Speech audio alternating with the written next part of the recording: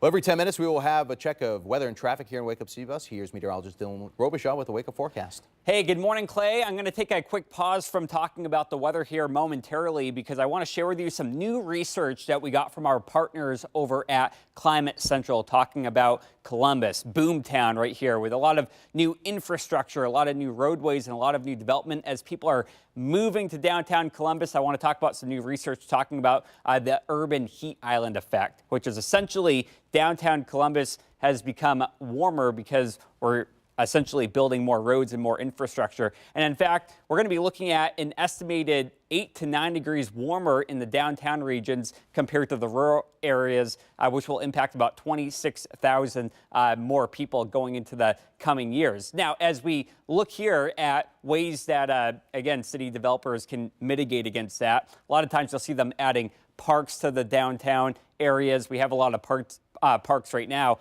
Planting trees is another way. Also adding waterways is another way to mitigate against that. But you'll notice that as we look at factors that increase the observed temperature, so adding roadways, adding buildings, all that kind of stuff can lead to that urban heat island effect. And so that will definitely be one thing that city developers and planners look at here in the years to come. But I wanted to share that research with you here this morning. Live look outside right now. We're talking about a nice start today, 85 for the high temperature today. So we're looking at a solid day. The UV index, though, is at about a 9. So that's going to be pretty high compared to what we've seen in days past.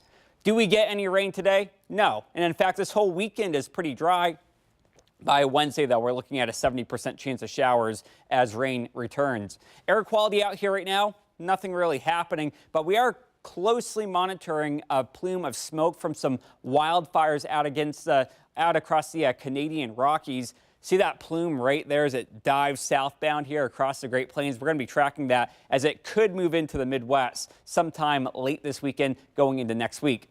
Hey, we got the Jazz and Rib Festival this weekend. Tomorrow looks like a great day for that. 82 degrees. Should be looking at a lot of sunshine for that. And also a quick housekeeping note. You may be able to see the SpaceX Starlink satellites this weekend. Those will be visible Sunday at 10:13 p.m. And this is kind of what they look like here in the sky.